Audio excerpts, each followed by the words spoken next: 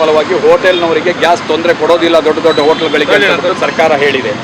ಆದರೆ ನಮ್ಮ ಬೇಕರಿಗಳು, ಸಣ್ಣ ಪುಟ್ಟ ಹೋಟೆಲ್ಗಳು, ಕ್ಯಾಂಟೀನ್ಗಳು ಮತ್ತು ಸ್ಟ್ರೀಟ್ ಫುಡ್ ಮಾಡೋಂಥವರಿಗೆ ಬಹಳ ಸಮಸ್ಯೆ ಆಗಿದೆ. ಈಗಾಗಲೇ ನಮ್ಮ ಜೊತೆ ಇಲ್ಲಿ ನೆರೆದಂಥವ್ರದ್ದೇ ಬಹಳಷ್ಟು ಜನರ ಬೇಕರಿಗಳು, ಕಾಂಡಿಮೆಂಟ್ಸ್ಗಳು ಬಂದಾಗಿದೆ ಗ್ಯಾಸ್ ಇಲ್ದೇನೆ.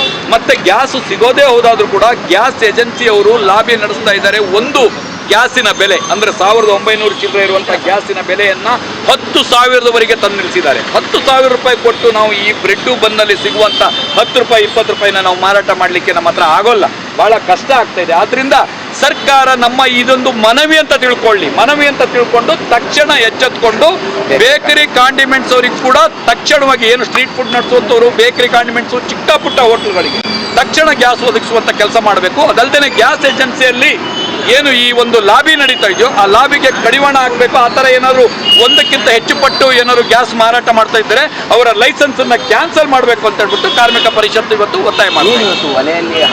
ಇವತ್ತು ಏನಾಗಿದೆ ಅಂದರೆ ಗ್ಯಾಸ್ ಇಲ್ಲದೆ ಇರೋದ್ರಿಂದ ಗ್ಯಾಸ್ ಸಿಲಿಂಡರ್ನ ಉಲ್ಟಾ ಇಟ್ಬಿಟ್ಟು ಒಲೆಯನ್ನು ಹಚ್ಚಿ ಹಾಲನ್ನು ಕಾಯಿಸಿ. ಯಾಕೆಂದರೆ ಇಲ್ಲಿ ಬಸ್ ಸ್ಟ್ಯಾಂಡಲ್ಲಿ ಎಲ್ಲರೂ ಹೋಗೋರು ಇರ್ತಾರೆ, ಅವರಿಗೆ ಹತ್ತಿರದ ಬೇಕರಿ ಕಾಂಡಿಮೆಂಟ್ಸ್ಗಳು ಇಲ್ಲ, ಅವರಿಗೆ ಹಾಲು ಬಿಟ್ಟು ಹಸಿವಾಗ್ತದೆ. ಆದ್ದರಿಂದ ಅವರ ಹಸಿವನ್ನು ನೀಗಿಸುವ ನಿಲುವಾಗಿ ನಾವು ಬ್ರೆಡ್ಡು, ಬನ್ಸು ಎಲ್ಲ ಇಟ್ಬಿಟ್ಟು ಹಾಲನ್ನು ಇಟ್ಬಿಟ್ಟು ಕೊಡುವಂಥ ಕೆಲಸವನ್ನು ಸೌದೆ ಒಲೆಯಲ್ಲಿ ಮಾಡುವಂಥ ಕೆಲಸವನ್ನು ಮಾಡ್ತಾ ಇದ್ದೀವಿ. ಹೊಗೆ ಮುಕ್ತ ಇದು ದೇಶವನ್ನಾಗಿ ಮಾಡ್ತೀವಿ ಅಂತ ಬಿಟ್ಟು ಸರ್ಕಾರಗಳು ಹೇಳ್ತಾ ಇದೆ. ಇವತ್ತು ನಮಗೆ ಇದನ್ನು ಹಚ್ಚಿದ ವಿಧಿನೇ ಇಲ್ಲ. ಆ ರೀತಿ ಪರಿಸ್ಥಿತಿ, ಅತಂತ್ರ ಪರಿಸ್ಥಿತಿಗೆ ನಮ್ಮನ್ನು ತಳ್ಳಿದಾವೆ. ದಯವಿಟ್ಟು ಇದನ್ನು ತಿದ್ದುಕೊಂಡು ಸಿಮೆಂಟ್ನ ಸ್ಟವ್ ಹಚ್ಚೋಣ ಅಂದರೆ ಸಿಮೆಂಟ್ ಸಿಗ್ತಾ ಇಲ್ಲ, ಕರೋಷನ್ ಸಿಗ್ತಾ ಇಲ್ಲ, ಇದು ಸೌದೆನೂ ಸಿಗ್ತಾ ಇಲ್ಲ, ಎಲ್ಲೋ ಅಡ್ಜಸ್ಟ್ ಮಾಡ್ಕೊಂಡು ಬಂದು ಹಚ್ಚುವಂಥ ಕೆಲಸವನ್ನು ಮಾಡ್ತಾ ಇದ್ದೀವಿ.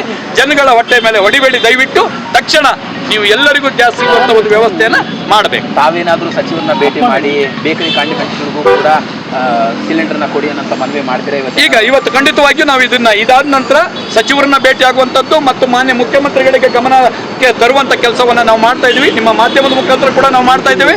ದಯವಿಟ್ಟು, ಯಾಕಂದರೆ ಅವರು ಚುನಾವಣೆ ಬ್ಯುಸಿಯಲ್ಲಿದ್ದಾರೆ, ಪಂಚರಾಜ್ಯ ಚುನಾವಣೆಗಳು ಮತ್ತು ಉಪ ಚುನಾವಣೆಯಲ್ಲಿ ಬ್ಯುಸಿ ಇದ್ದಾರೆ. ದಯವಿಟ್ಟು ಜನ ಸಾಯ್ತಾ ಇದ್ದಾರೆ, ಇದ್ರ ಬಗ್ಗೆ ಸ್ವಲ್ಪ ಗಮನ ಹರಿಸಿ.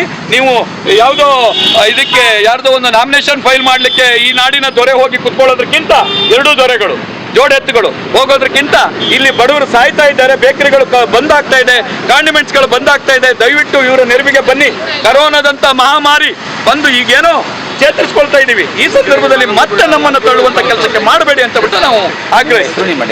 ಡಾಕ್ಟರ್ ರವಿ ಶೆಟ್ಟಿ ಬೈಂದೂರು ಅಂತ ಕರ್ನಾಟಕ ರಾಜ್ಯ ಕಾರ್ಮಿಕ ಪರಿಷತ್ತಿನ ರಾಜ್ಯಾಧ್ಯಕ್ಷರಾಗಿದ್ದೀವಿ. ಅಂಗಡಿ ಕ್ಲೋಸ್ ಆಗಿದೆಯಲ್ಲ, ಅವ್ರನ್ನ